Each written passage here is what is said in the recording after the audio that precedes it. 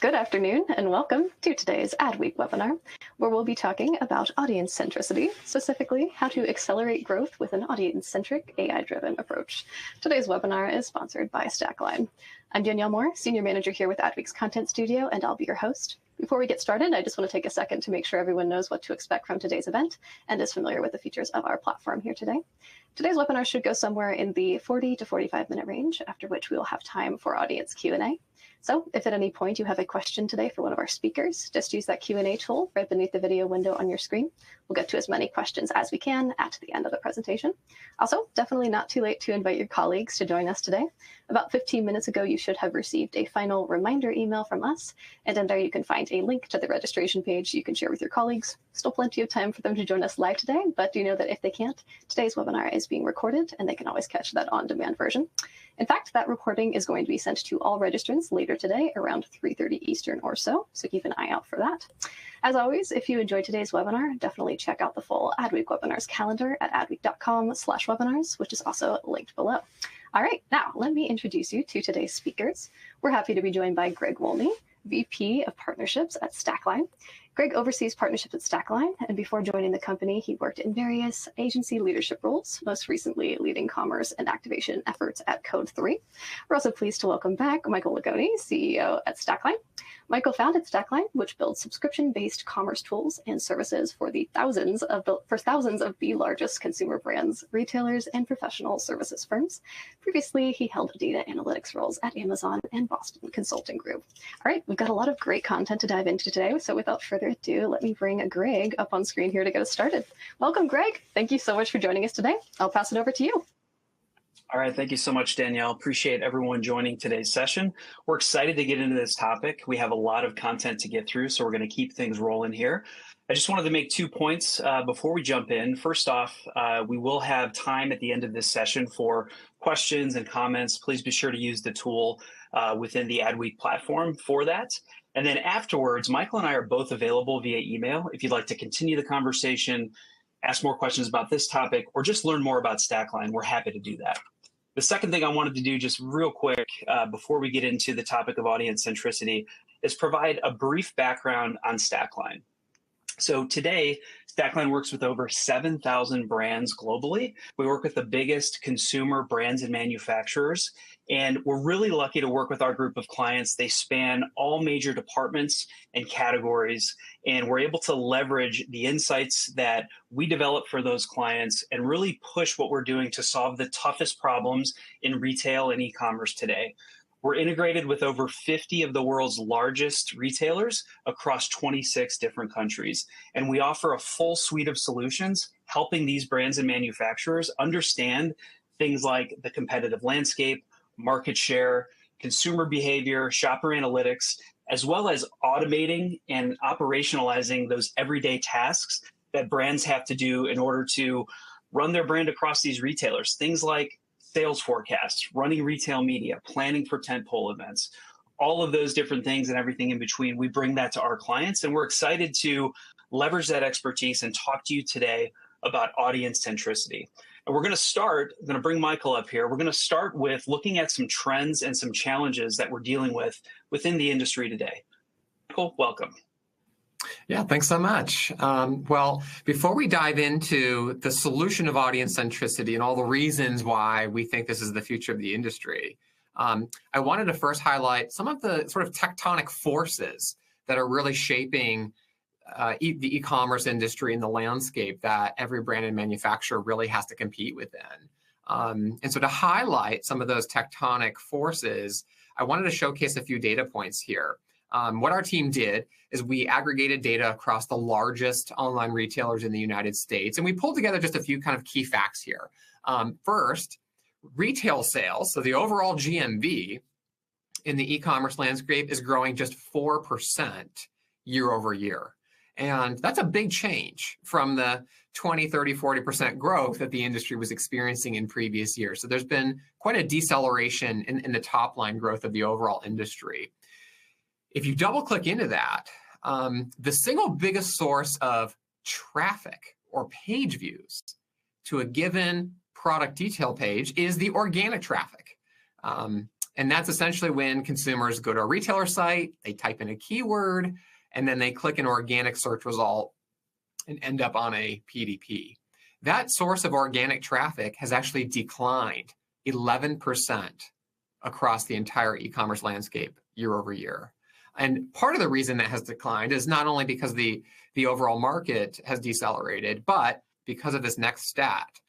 More and more retailers, as they've built out their retail media businesses, they are gradually replacing the organic placements and swapping those out for paid ad placements ultimately. And so you see the opposite here, the growth of ad spend, the actual growth of the retail media dollars that brands and manufacturers are deploying has grown 26% year over year. So if you just kind of look at the first few stats here, slower growth, your biggest source of free traffic is actually declining double digit, and the amount of retail media dollars that brands are deploying is still growing very rapidly. And to top it all off there, the average cost per click across the industry has grown from about $1.61 CPC to $1.84. So about a 15% higher just cost to even get shoppers to click your particular ad. Ultimately, the bottom line there is e-commerce is getting more competitive for brands and manufacturers today, right? And brands are having to find new and creative and more efficient ways to manage their marketing dollars and their ad budgets, but also more efficient ways to acquire their customers and generate, more revenue per shopper. So because of this increased competitiveness, there's really, only one sort of direction that brands can take from here, right? They need to build on their biggest strength, which is their best customers.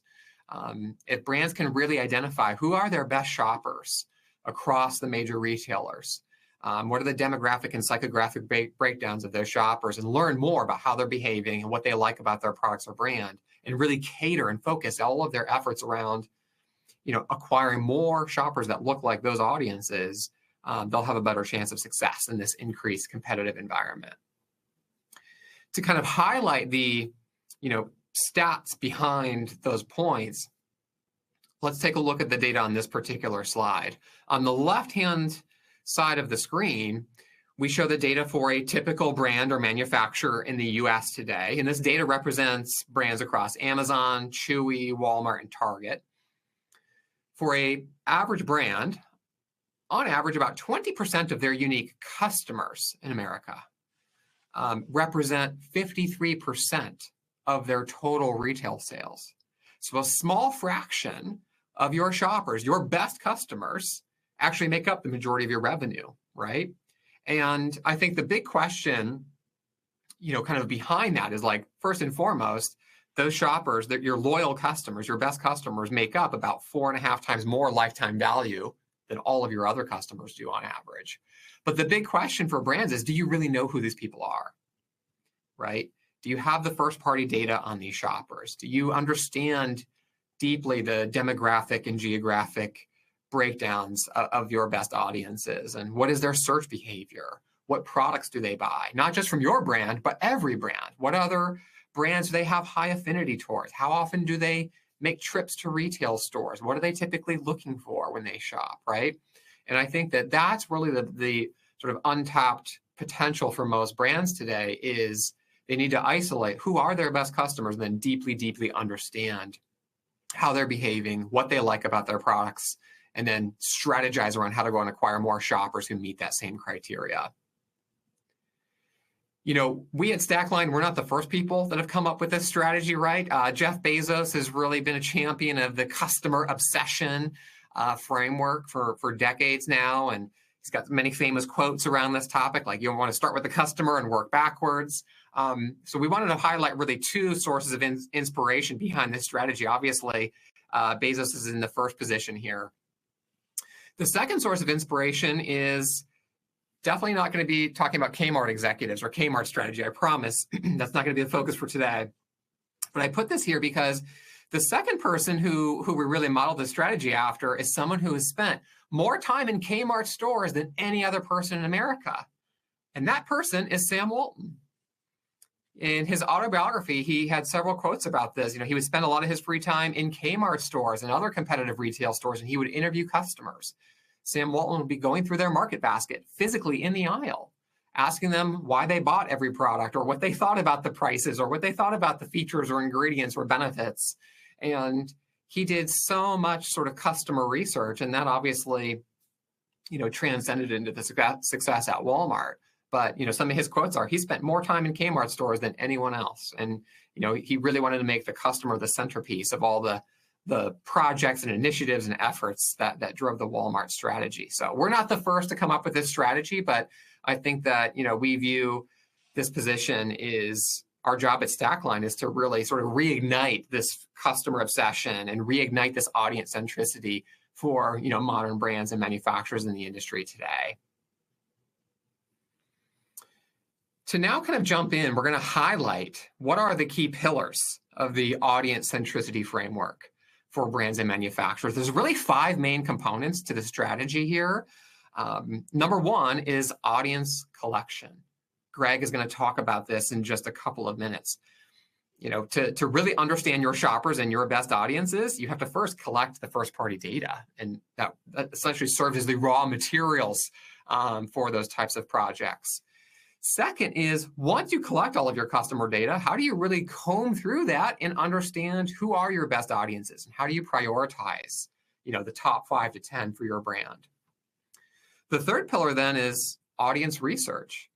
How do you as a brand or as a marketer engage with your prioritized audiences to really learn from them and understand what ad creative do they like?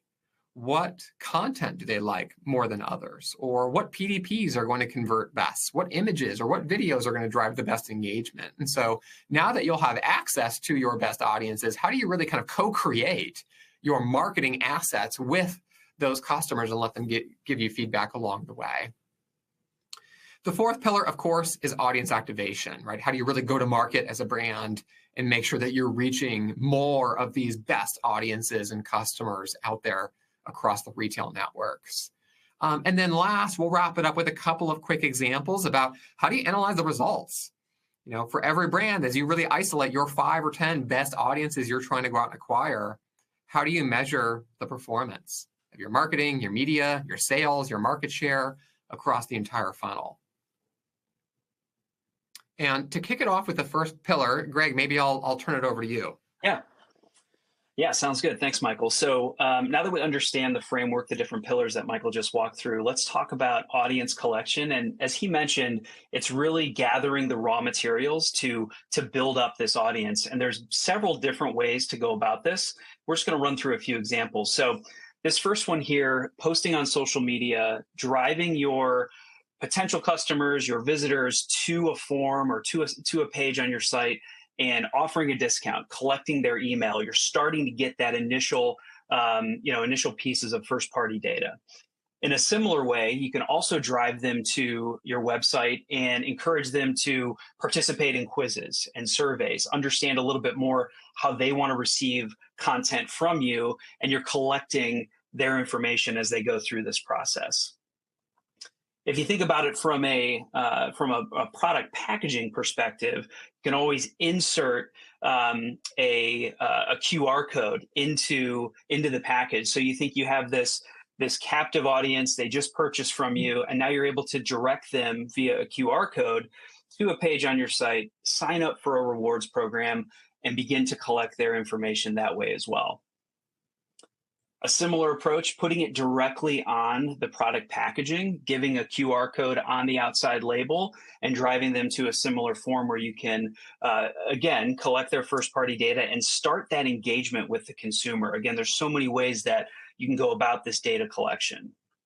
Taking it a step further, you can also have direct checkout on your brand.com website. So not only are you collecting their information as they sign up for an account, you're also getting this purchase data, how they comb through your assortment, and you're collecting their, again, the critical first-party customer data as they make those purchases on your .com website. Also offering up mobile apps, both iPhone and Android. This is a great way not only to collect the data like we've been talking about, but think about the engagement opportunities you have with the consumer. You start to create that relationship via this app, and you have engagement pre-purchase and then post-purchase as well, as you continue to turn them into one of your best customers, as we talked about at the beginning of this. A great example of this, just thinking about how you highlight these opportunities to collect data. This is an example from the brand Purina, and they're actually utilizing one of the image options in the carousel on their Amazon PDP, making their audience aware that they have an app they can download, they can sign up for rewards, and they're, again, having a captive audience on their page, scrolling through all of those all-important images in the carousel, and we're prompting them to further engage with the brand and download the app. And when we think about first-party data, it's sort of broadly defined. What we think about at Stackline are these elements that you see here on screen, the true first-party data of each of these consumers. Things like their name, address, phone number, the devices they use, and just as important, the purchases they make and their activity across these major retailers. So as you begin to collect this data, you start to understand more about the shopper themselves and their activity across these retailers. You start to get a sense of what this audience could look like. And as Michael mentioned, as he set up the framework, we go from audience collection then into audience prioritization. So Michael, I'll hand it back to you. Yeah, absolutely. Yeah, so once you've really, aggregated all the customer data, I think the next step in the process here is to really understand and identify who are your best customers, right? Out of all the different types that you may have across your retail network. And as we talk about audience prioritization, there's a few steps to really get to that end state. First is around audience identification. How do you really start to pinpoint or at least ideate on who could be the best customers out there? We'll look at a couple of examples or approaches. Thereafter, you want to look at, well, how big is each audience, right? It doesn't make a whole lot of commercial sense to have a really small audience that's maybe your best customers. You want to identify the best customers who also represent pretty sizable, groups of American households out there. The third component is, how do you really understand their behavior? How often do they shop? How do they search? What other brands do they have high affinity to? And then ultimately, the last step is just the selection and really narrowing it down to the top 5 audiences. So to look at an example here, this is for an anonymized protein brand. This was the first step of how we began the approach of identifying their best shoppers. So first, we looked at some aggregated data about the brand across, how many customers do they have in each of these pillars. So I'll define this for you. 52% of the protein brand's shoppers in America. So the dark colored bar there represents the percent of the population of their customer base. So 52% of their customers placed just one order per year with the brand and then never came back. So those aren't very good customers for the brand, right? And those shoppers make up just 16% of the retail sales for that particular brand. So these are not very good customers. As you then look across, the spectrum here, on the far right, we found for this particular client, 18% of the people who buy that brand made up 56% of the total sales. These people buy 5 or more times per year from that particular protein brand. And these purchases, by the way, are the customer purchases at Amazon or in Target stores or Kroger stores or, various online and offline retailers. When we looked at that data, we said, oh, that's interesting. Who are these people, right? The client had never really unpacked that and understood what's really driving that behavior. So we looked at all the various metrics. We looked at what are the demographics and psychographics and purchase behavior of these folks out here who are the high value customers. And one data point that we found, which really stood out, was of these people who bought 5 or more times from that brand over the past year, 64% of them had recently been buying running shoes and trail running shoes. And we said, wow, that's really interesting. So there's some really strong relationship here. These high protein customers are also people who are doing a lot of running activities and they're running enthusiasts. We then compared that. We said, well, is that true maybe of all of their shoppers? So we looked at the same overlap of the lower performing shoppers, essentially, the people who only buy once or twice per year. Only 9% of those shoppers had been buying running shoes. So that's what led us down the path to say, maybe this is a really good audience for us to prioritize ultimately. We then sort of rolled it up and said, well, how big is this audience? There's 18 million people in America who buy running shoes, and you can look at the total, GMV impact of those shoppers and how many times they shop per year.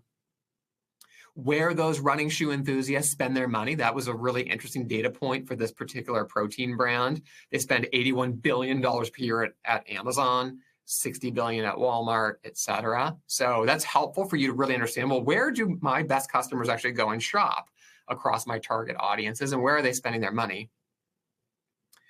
We then surveyed those running shoe enthusiasts and asked them, well, when you're buying a protein product, where do you typically start your search? And you can really see the different responses here. That's pretty interesting, right? So of the people who buy Orgain proteins, 78% of them said that they start their search on Amazon, whereas Vega was just 54%, for example. And then, of course, you can always double click into the really granular details to understand, all right, for the running shoe enthusiasts in America, when they are buying protein products, what products do they buy? And you can understand every product at the SKU level and really see, the volume. So $5.7 million of sales of this product here were purchased by a running shoe enthusiast in the US over the past year. So this really helps understand, are there particular types of products or features or flavors that this target audience is really gravitating towards? And then, of course, you can also analyze the search behavior. So what are the keywords those running shoe enthusiasts are really looking for when they're browsing in the protein category, right? And this really helps you build just a profile of who are these shoppers, how many of them are there in the country, how often do they shop, what protein products are they buying, what search terms are they looking for when they shop, and you can really start to understand, that full journey for every member in this audience. So in a real life setting, you'd probably go through this exercise and identify 5 or 10 of these prioritized audiences. But for this example in the presentation, we'll just kind of stick with this one for the limited time we have in the session today. And Greg, maybe I'll turn it over to you to talk about at least the first couple of applications now that we've identified, okay, for this protein brand, let's pursue this running shoe enthusiast audience, and how do we begin to research or engage with them a little bit more deeply? Yeah, absolutely. So from an application perspective, now that to your point, we know this audience, we know sort of where they're focused in terms of the running shoes, the protein brands, let's think about relevant ad creative. How can we leverage this audience to produce the most relevant ad creative? So we took the audience and we sent them surveys to understand a number of different things. We went to them first off thinking about what are the features that they enjoy most about a protein bar that they're purchasing. So we give them a survey and give them options like the level of protein. Is it the low sugar component? Is it the fact that it's vegan? We start to take in all of these responses and look for patterns in their responses. And essentially this leads to informing us what we should use from an ad copy perspective. We're actually taking their responses and making decisions on what we're going to put into the ad copy for the ads that will run in a campaign. And then in a similar way, when we think about the ad creative that's necessary, we're also serving up some AI-generated images that include the product, include the lifestyle. And we ask this same audience, what's going to resonate with you the most from an image perspective? And then we narrow those down to the top selections, and we include that in production in the actual campaigns for the ads that we're going to run. And in a similar way, we also serve up a number of different videos that show, again, the lifestyle, the product, all to understand what's going to make the most impact for this audience before we actually run the campaign. So if you think about this, we have captive audience. We know where their focus is. They're running enthusiasts for the protein bars, and now we're able to serve up ads that are essentially built by all the preferences from this audience. We don't have to guess about it, which is amazing when you have an audience that you can leverage like this. So ad relevancy, obviously, a huge opportunity to learn more from this audience. And then moving on to the second application, we start to think then, how else are we going to entice them to purchase? And oftentimes that leads us to thinking about promotions. And with most promotions, the goals are going to be around maximizing sales, but also how do we retain some of those all important margins? So a similar approach for this application, we chose a product and we leveraged surveys to this audience. And in this case, you can see the product, we show the list price, and then an initial deal price. This one shows $31.99. And as we surveyed this audience, we gave multiple deal prices to different cohorts. So $31.99 down to $30, $29. We kept increasing the amount of discount to see what level of discount was going to make this audience ultimately, make a purchase. Where were they going to ultimately decide to buy the product based on the level of discount? And as we start to get in these responses, we can start to plot this and really understand what does that price sensitivity look like for this specific audience. And you can see here, we started to see the surge around 20% up to 30%. And then it sort of, wasn't as dramatic after that point. So when we plot that out and we say, okay, well, now we know within this audience, 30% is likely the most optimal price to show a discount. And I'm sure we've all been in this situation where you're coming up with a lightning deal or you're coming up with another discount that you want to put out there. And you say things like, oh, competition last time did 40%. Maybe we'll just do 45. But if you think back to our objective where we want to retain some of that margin, 45 in this case would be unnecessary. We're still going to hit the optimal discount amount based on the responses we're getting from this audience because we've decided to engage them and better understand where we should come in at from a discount perspective. So it's just so critical to be able to leverage this audience and any audience that you prioritize to understand how you could maximize sales and retain some of that margin. Michael, I'll hand it back to you for the next application from an SEO perspective. Yeah, that's great. Well, what I love about those first two examples is, I think you said it best, you can take the guesswork out of it now, right? Mm-hmm. You can essentially use every target audience that you've prioritized to help you create your marketing assets and programs, whether it's your ad creative or your promotional plans. I mean, the customers will tell you what they want. Another example here in terms of applications is leveraging your target audience to help you improve your search engine optimization. As we highlighted in the very introduction of this presentation, organic traffic, which is the single biggest source of traffic and the most profitable source of traffic for brands in the online economy, is down 11% year over year. And so it's becoming even more competitive for products to really stand out on these very crowded search result pages. And so another approach here is to leverage your audiences to help boost your SEO. And in this particular client example, we were able to essentially A/B test against this running shoe enthusiast audience. We would show them the same product, but maybe two different thumbnail images that would later, be shown in the actual search results. So maybe varying the color of the image to see, which image are the running shoe enthusiast more likely to click on in a particular search result page. Or another variation of the study was testing different features that were highlighted. As you can see on the screen here is the same exact product, but the feature highlighted in the circle there on the left is 24 grams of protein, or on the right, it's 0 grams of sugar. And so surveying the running shoe enthusiasts and asking them essentially, like, which product would you choose here? The one with high protein or the one with 0 grams of sugar? Which one draws in the most clicks and gets the better click-through rate? Those thumbnail images that generate the best response from your image run through the survey, then can become the thumbnail images that you deploy, in the SEO results across, the retail partners that you have out there across the country, and essentially help boost the overall click-through rate and the search rankings of each of those products. The next application we'll talk about is really personalizing the content to improve your conversion rates. We try to anonymize, some of the examples here, but there's a lot of photography that brands have to use on their PDPs, on their brand stores, and A+ content. And the example on the right shows some of the actual content that the brand was using previously for the protein brand, right? Showing different ingredients and really delicious looking dishes that you can make in your home, using the protein products and different recipes. As they began to understand the running shoe enthusiast market was really their best customers and generated, the majority of their retail sales, they then began to create other types of media assets for their landing pages, their PDPs, their brand stores. And when brands do things like that and they really better tailor the shopping experience to their target audience, when they deeply know their demographics and psychographics and what their interests are, they've seen 27% improvements to just the conversion rate from, better speaking to your target audience in a more personalized way.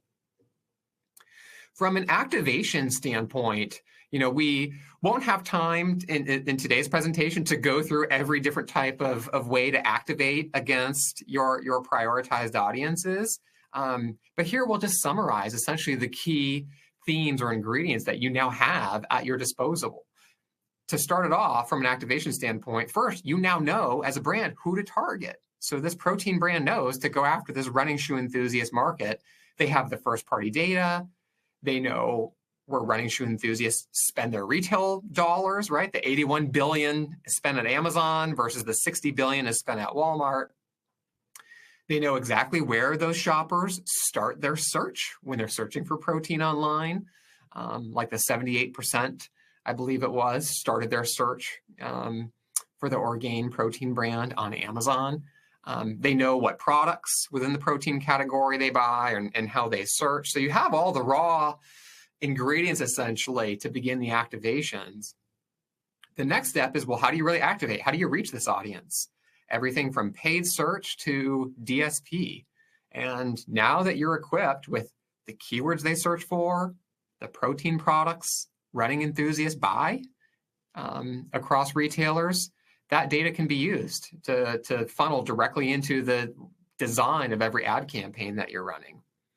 And then what do you feature in every ad campaign? Greg, as you really highlighted with the first few applications there, if you've really engaged with that audience and had them co-create your ad creative, your images, your videos, your taglines, the photography used on your PDPs and your landing pages, you now really have the sort of pre-selected material to showcase to that particular audience when you do reach them.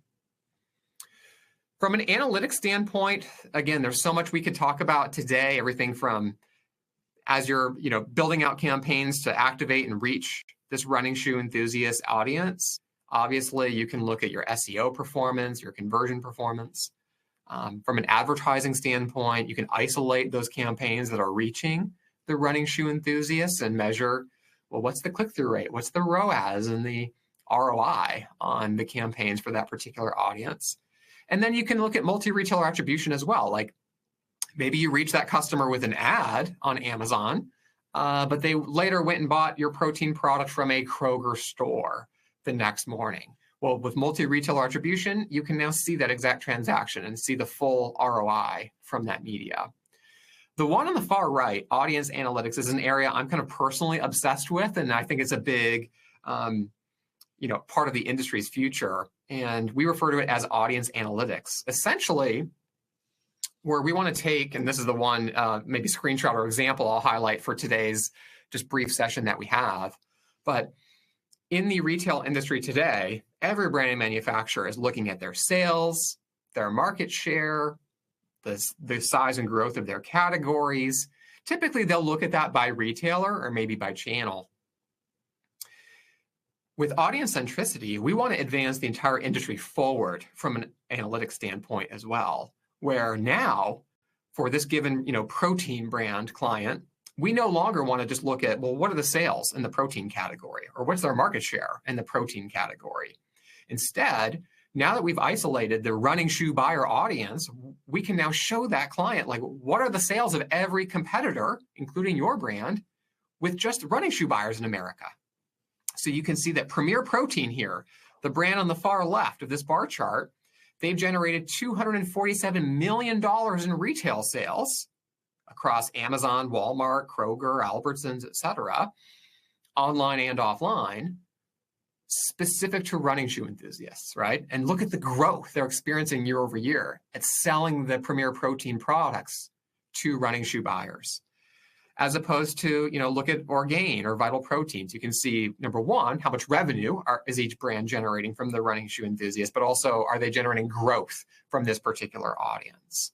In addition, you can look at things like market share for every audience as well. And I think that this is really the future of the industry, is to really not look at your performance just by retailer or by channel, but instead isolate who are your 5 or 10 critical audiences you're really going to focus and prioritize. And then as a brand, measure your sales and your market share at the audience level so you can really understand where are you winning and where are you losing. And as you begin to activate more and more campaigns against each of those audiences, you can really then see it, transpire into actual sales or market share gains with every audience type. And that's really kind of the main, highlights that we wanted to cover today. I know we've got a few minutes left for questions. So at a high level, I want to first say thanks to everyone for joining today's session. And ultimately, I think that audience centricity is really going to emerge as a key competitive advantage for brands who really begin to deploy this playbook, right? It's going to help them better understand their best customers and drive a lot more sales and lifetime value with those customer types going forward as well. Thank you both so much for all of those insights. Lots to unpack there. As you mentioned, we do have time to get to a couple of questions here. We're going to get to as many as we can over the next 5 to 10 minutes or so. And to our audience, please know that if we don't get to your question today, we're always going to make sure they get forwarded over to our speakers so they have the opportunity to reply offline. Just a couple of quick reminders here from Team Adweek before we get started with questions. Today's webinar has been recorded, and we'll be sending out the link to that on-demand recording later today, so keep an eye out for that email around 3:30 Eastern or so. All right, let's jump in here to some of these questions, shall we? All right, so our first question here, someone says, loved the Nike unboxing example and having that QR code right there with the sneakers when you open them in the box. You're really getting them at that moment of joy and excitement, they comment. And they asked, do you have any other fun examples of that tactic to share, or other examples of that you both like? Yeah, absolutely. Well, I think that's such a, I don't want to use the word easy, but such a straightforward way for brands and manufacturers who primarily sell through major retailers, right? If you're a big brand and you sell your products through the Amazons and Walmarts and Krogers and Best Buys of the world, the big gap in your business model today is you don't ever have access to the end consumer, the people that actually buy your products from those retailers. And using packaging inserts with a QR code, or even putting the QR code directly on the product packaging itself, is such a straightforward method for a brand to essentially form that connection with the consumer who just purchased your product from a store, right? Where you'll get a really good response rate of customers who scan that QR code and either visit your website or maybe download your iPhone app. And then you have that direct connection formed with them that you can then deploy for future messaging, ad targeting, rewards, and a whole lot more. Yeah, and I would just add to that. I think there's so many different tactics that you can take. And a lot of times they're met with, when you go and make the recommendation internally, they're met with, well, what is this going to cost? And I think one good way to think about all of these different tactics is, what are the easy ones that we can just get started with? Now, I'm not saying the package inserts are a zero cost initiative, but it's an easier way to get started, start to make that engagement, to Michael's point, with the end consumer that just purchased. And you have a high likelihood of hearing back from them, getting their feedback immediately because they had just purchased. So I think thinking about it in terms of what are those sort of low barrier, low cost ways to start this process. And it's just an easier way, I think, to look at it. Yeah, and I think to build on that too, Greg, what's really interesting is, sure, it may cost, less than $1 per product, essentially, to roll out a packaging insert with a QR code. So the customer acquisition cost there is going to be $1 or less in many cases. And if you compare that for your average protein brand in America, to stick with this example, I think the average customer acquisition cost is just around $40. Wow. To acquire a protein customer across the major online retailers in America today, right? So these are sort of other plays that brands can run and acquire customers for a tiny fraction of the cost of, their sort of alternatives today. Yeah, makes perfect sense. I appreciate both those perspectives, and particularly what you said, Greg, about like getting the buy-in internally and the ever-present question of what's this going to cost, or how much is this going to cost. We have another question here about that I'd love to jump to. Someone says, totally agree that this investment of time and energy into super serving your best audiences is worth it, but sometimes it's not the easiest sell internally. Do you have any tips or guidance for making the case for this kind of investment, or to get leadership buy-in for this approach? Any guidance there? Yeah, I would Great. say just Go ahead. just jumping in on this one. I think I think sort of the way you think about this is in my opinion, should be in more of like a broader relationship context with your customers. It's not just reaching out so they can help you create relevant ad copy, but how do we get closer with our customers? In most cases, when we talk with brands, there's not an existing sort of customer relationship focus where there's ongoing Q&A and surveys like this. So I do think thinking about it in terms of a broader customer relationship, how do we ensure their satisfaction, is a good way to start thinking about it. No doubt down the road, you're going to get to a point where it is probably a little bit more plug and play with inserts, with an app, with direct checkout. But I think initially it's, how do we think about our customers? How are they hearing from us and engaging with us? And having a broader program like that is an easier way into this. Not saying that's easy to just create that program, but I think couching it that way would be met internally probably a little bit more positively. I don't know, Michael, what would you add there? Yeah, and to build on that, I would say that the other way I like to think about it is from an economic standpoint, which is if you're a protein brand in America and you're spending a few $1 million a year, $5 million a year on retail media, and maybe that's generating $20 million a year in retail sales. Well, spending a few $1,000s on some audience research to help build better ad creative or better landing pages or better shopping experiences. And if you can grow your conversion rate by just 5% from that research, which is very conservative, by the way, just a 5% improvement would yield $2.5 million in incremental sales as a return of just a few $1,000s in expense up front. So I think from an ROI perspective, the results are certainly there.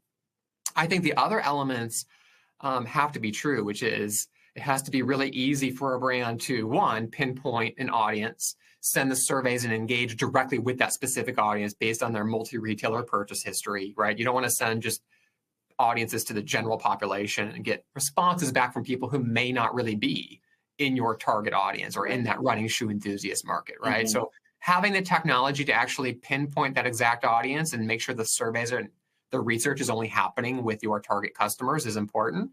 And then the third element is speed, making sure that you can get audiences to give you that research and that feedback that you can begin deploying like within 24 to 48 hours. These should not be like 6-month-long projects, which the industry historically has been used to. So I think it's about precision, speed, and ROI. Absolutely. Super helpful. Thanks for providing that guidance for our audience here. Greg, you also mentioned that sort of like co-creation element when it comes to creatives, when we're really taking these insights from our best audiences and helping to translate that really directly and quickly into the creative process here. So someone says, we appreciate your reference earlier to co-creating marketing assets with customers. It does seem like that is the future of creative. Do you have any recommendations for an org that hasn't done that before, who would have like that as a first-time process to translating that insight into process? How would you recommend that they approach that? Yeah, well, maybe. Go ahead. Do you want to jump in, or want me to? No, you fire away. Go ahead. Maybe I'll kick it off first, and you can correct everything I say afterwards. For many brands, like if you think back to some of the slides that Greg was showing there, like testing 4 different ad creative or 4 different PDP images on an audience. Sometimes brands will look at that and say, well, geez, I don't even have a creative department who can make 4 different images for the campaign. So I can't really do this. The beauty of audience centricity is you can now use AI to actually generate those 4 images for you. Now, they may not be perfectly matching your brand guidelines. That's okay. Because essentially what you're going to do is feed the AI, whether it's ChatGPT or DALL-E, or there's many different tools out there to use. You can feed them the criteria that says, hey, showcase my protein product with a running enthusiast who's in this demographic group, right? And they will generate instantly 4 to 8 to many, dozens of different ad creative options for you. Those rough first drafts are what you can then deploy in the surveys. That's good enough to survey that audience. And your audience will tell you which one is the winning creative. They'll tell you instantly. Within 24 to 48 hours, you're going to get those results back. The winning creative, sure, maybe it's good enough to launch in your campaigns, but if it's not, that winning one asset can be the one you take to your marketing department or your agency internally and says, create this one, but have it meet our very specific guidelines. And that's really should be the assembly line approach that these brands take. Makes sense. Awesome. Anything to add to that, Greg? I was just going to say, I was going to zero in on the speed element of what your last answer was, Michael, where this works in large part because you're able to get started because of tools like AI, especially for creative. So I know oftentimes that can be, a little bit, people can be hesitant to do that. But to Michael's point, going in with the right expectations that it should be good enough to get some initial feedback, we found a lot of success leading with that and setting expectations appropriately. Yeah, nearly all the images that Greg showed in those slides earlier were actually generated by AI. Got it. Thanks so much for those insights. Unfortunately, that is all the time we have for questions on today's event. But as I mentioned earlier, if there are any questions we didn't get to, we'll make sure they get forwarded over to our speakers so they have the opportunity to reply offline. I'd like to thank our speakers, Greg and Michael, as well as our sponsor, Stackline. Some final reminders here from Adweek. Keep an eye out for the on-demand recording link, which will be sent out later today. As always, if you enjoyed today's webinar, be sure to keep an eye on our Adweek webinars calendar at adweek.com/webinars, where you can see all of our upcoming events. Again, huge thank you to our speakers for being here live and for letting us pick your brains today. Thank you to our audience for joining us live. And as always, we look forward to seeing everyone on an upcoming Adweek webinar. Thank you all so much. Thank you. Thank you.